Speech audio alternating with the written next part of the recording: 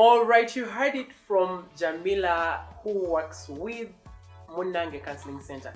So we shall dive right into, now you understand why before COVID we never used to hear, okay, unlike me, because I was working in mental health spaces, and yeah, we were trying to do a bit of awareness in different ways. So now you get to know why before COVID you did not get to know what mental health issues were, or got to hear about them, or people doing work around it.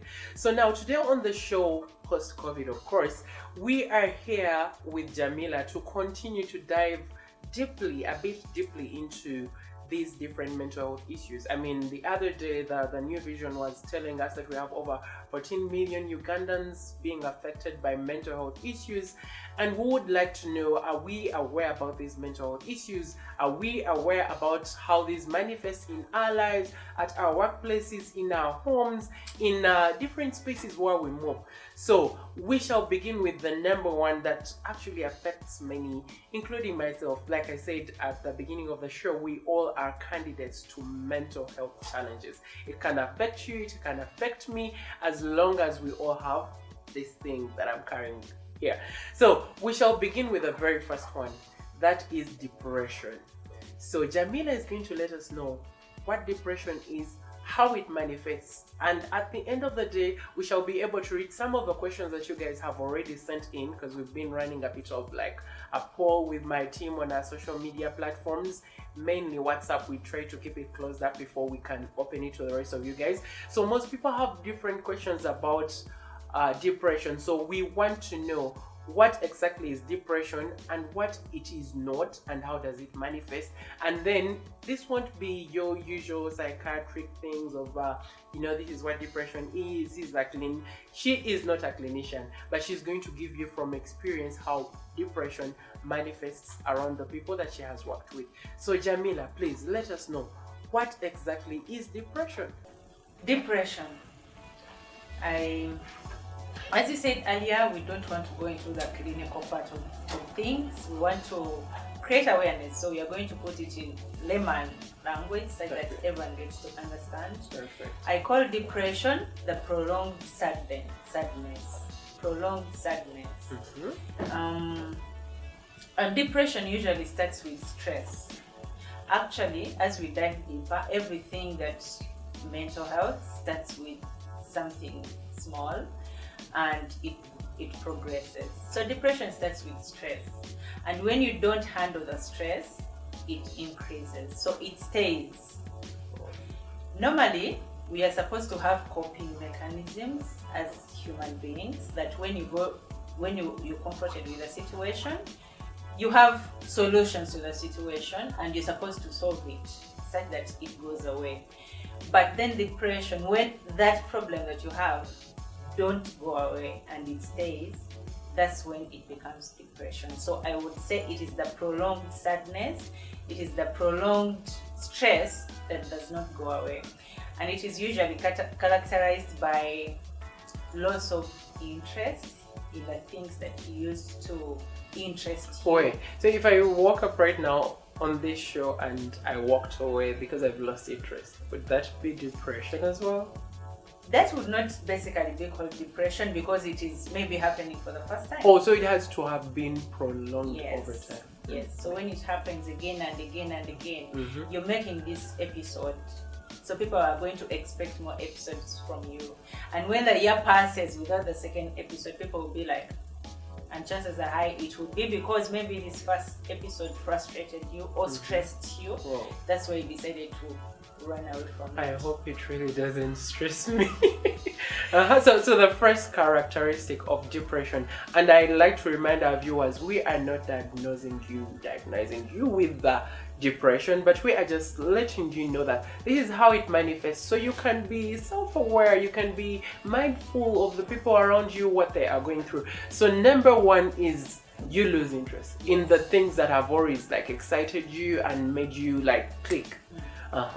Because at the end of the day, maybe those things frustrated you. Because when you are doing something, we expect to get happiness or reward out of it. So when you don't get that happiness or the reward, the mind just decides to let go of that situation.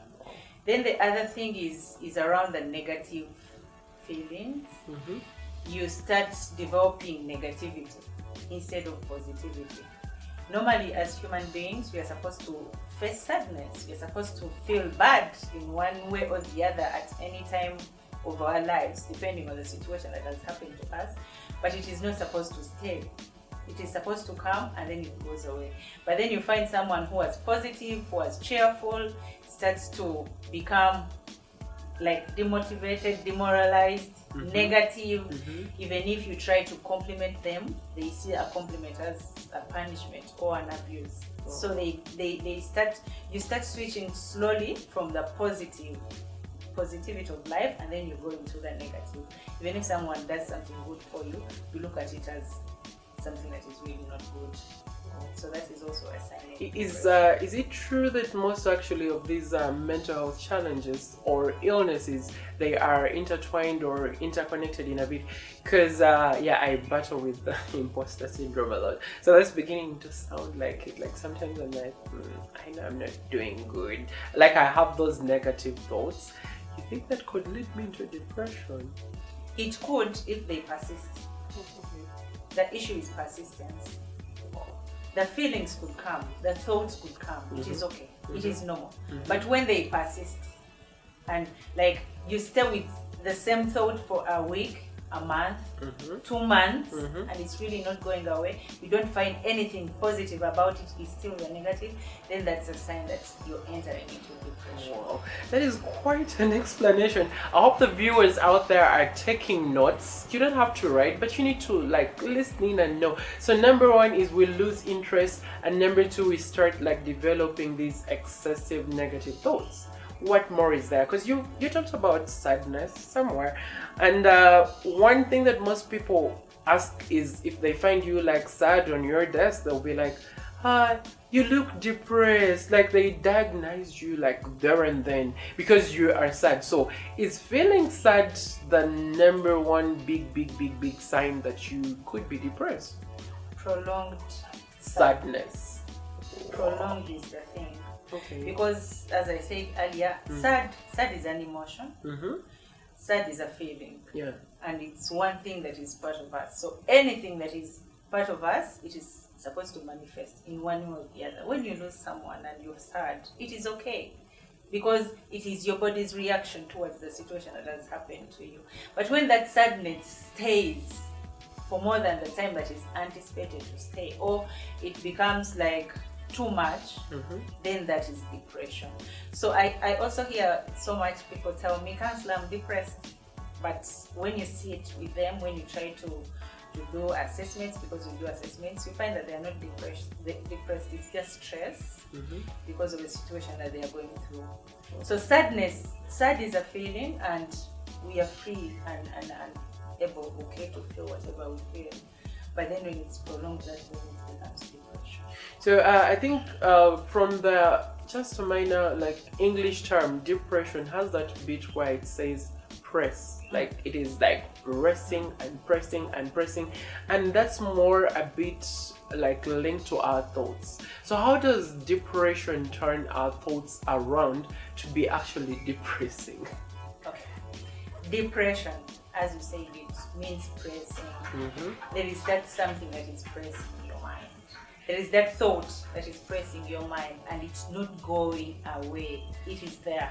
So the more, even if it's a thought, the more you think about something, the more your brain becomes depressed, and your thoughts and whatsoever. That's why they call it depression. It brings you down. And actually, as you were talking about the different signs, one of the things, even you yourself, you can notice that really I'm getting depressed. Even someone around you can notice that someone around me is getting depressed, because you see them. Whatever, and most of the times people say, whatever is eating you up is really big, because you see it. You see someone like going away. Wow. So you going keep away. You keep going down. low and Yeah. low and low. And then these signs of like hopelessness. Okay, growing up, that used to be like an insult from my mother. If she told you, look at, you're so hopeless, it would be an insult. But growing up, going into school and understanding, then there is that feeling of hopelessness. It's no longer an insult, it becomes a feeling. Does it also like manifest with depression in a way? It does, and it usually comes after failing to find a solution to your problem. Remember, you're talking about something that is persistent, that is not going away. I can give an example of like a financial challenge.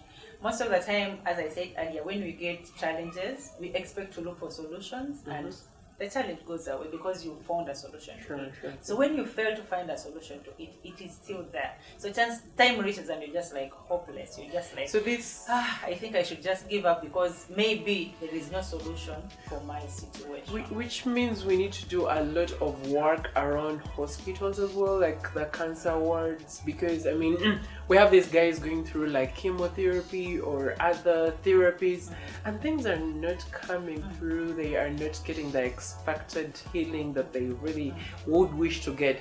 So this also draws them into depression. Yeah, we have that under palliative care. Okay. And usually, actually even in the normal counseling, we have that. We are like, there are some, for example, the stresses. There are some stresses that go away, and there are some stresses that don't go away. So that is really important to note, that there are some situations that we just have to accept and live with. Actually, some of the mental illnesses, as we will continue digesting, you will see that there are some we just have to accept and live with them for the rest of our lives, because they're not going anywhere. Wait, so I can accept that I am depressed? Yes. And I'm going to be depressed the rest of my life? Is that so? In a way. In a way, because there are some levels of the mind, when we go deep into the clinical side of it, the treatment, there are sometimes when you reach, your brain can no longer go back to the normal, like how it used to be. But the medication tries to bring it up to a certain level, and at that certain level, that's where it's supposed to stay. So these drugs helps you to stay at that certain level. You don't go this way, but you're at that certain level, and you have to live with that for the rest of your life. That's what we call positive living. You're positive to something, but you have to live with it for the rest of your life.